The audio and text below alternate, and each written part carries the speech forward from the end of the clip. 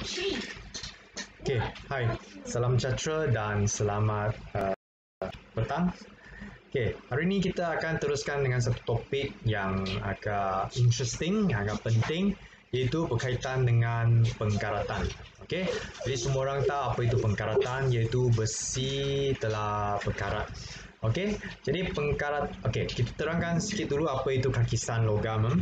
Okey, kakisan logam merupakan satu tindak balas redox di mana logam akan dioksidakan secara semula jadi melalui kehilangan elektron untuk membentuk ion logam. Jadi contohnya besi juga, contohnya magnesium, zinc, besi boleh dioksidakan secara semula jadi. Okey, dan apabila besi dioksidakan secara semula jadi, kita akan namakan dia pengkaratan.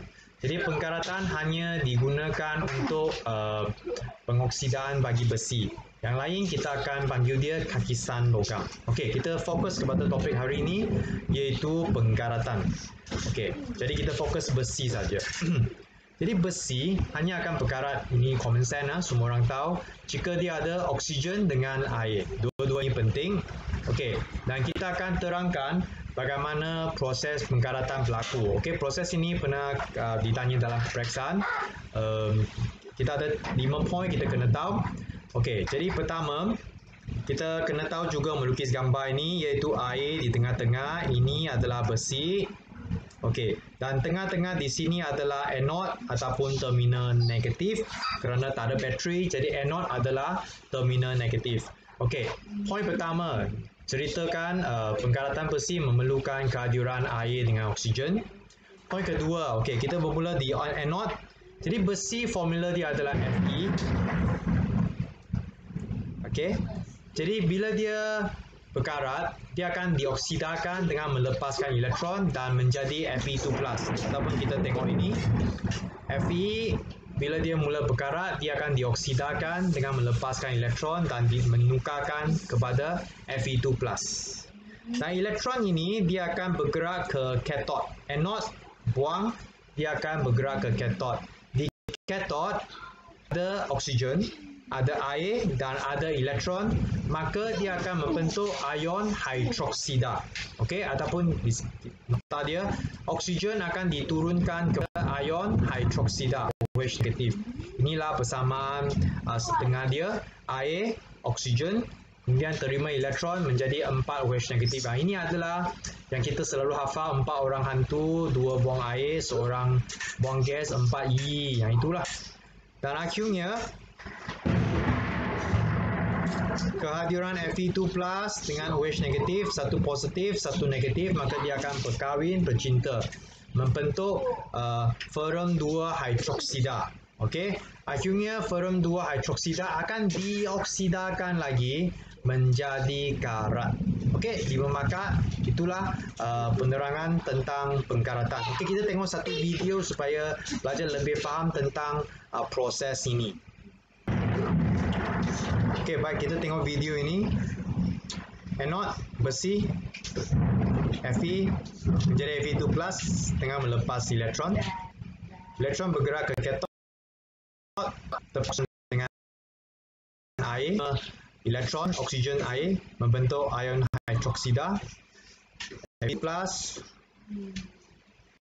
bergabung dengan OH negatif menjadi ferrum 2. Okey, ulang. Pertama, Fe2+ dioksidakan. Kedua, elektron bergerak. Ketiga, membentuk ion hidroksida. Akhir sekali, ferrum 2 hidroksida dan akhirnya membentuk karat di melati.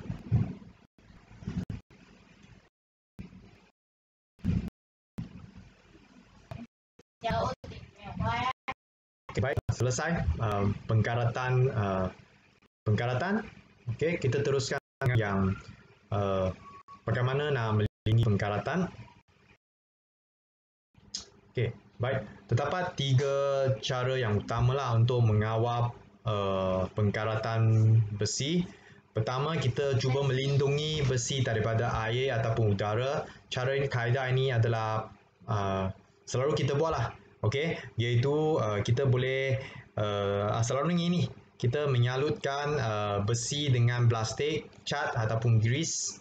Okey, ataupun kita boleh menyadukan dengan logam yang lebih elektropositif, contohnya zinc. Kadang-kadang kita juga menyadukan dengan logam yang lebih yang kurang elektropositif seperti timah. Okay, kita tengok macam tin ini. Tapi tin ini kurangnya adalah saja, maka kita tak boleh makan makanan dalam tin itu. Sebab bila sedikit saja yang tercalar, maka dia akan berkarat dengan cepat kerana timah adalah kurang elektropositif daripada atau yang proses ini selalu kita jumpa, kita namakan dia penggawanian, okey, iaitu menyadukan besi dengan zinc, okey. Maka dia akan membentuk lapisan perlindungan oksida yang tegak. Okey, jadi walaupun tercalar sikit saja, tapi kerana zinc adalah lebih elektropositif daripada besi, jadi zinc akan melindungi besi daripada berkarat. Okey, yang ini menyalut dengan cat, okey, cat kereta. Jadi contohnya basikal kita sapu grease, seterusnya. Okey, kaedah kedua adalah menggunakan logam yang lebih elektropositif sebagai anode karbon untuk melindungi besi. Okay, kita tahu bahawa kalau logam itu lebih elektropositif daripada besi, dia akan melindungi besi daripada berkarat. Okay, contoh penggunaan dia adalah di sini. Okay, kabel terbang, kabel. Okay, di bawah dia ada bongkar zinc. Okay, ataupun yang ini bongkar magnesium dihubung dengan pipe air yang besi dia. Okay.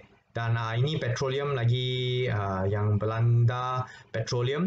Dia ada tiang keluli daripada besi lah. Maka dia ada bongkar zinc,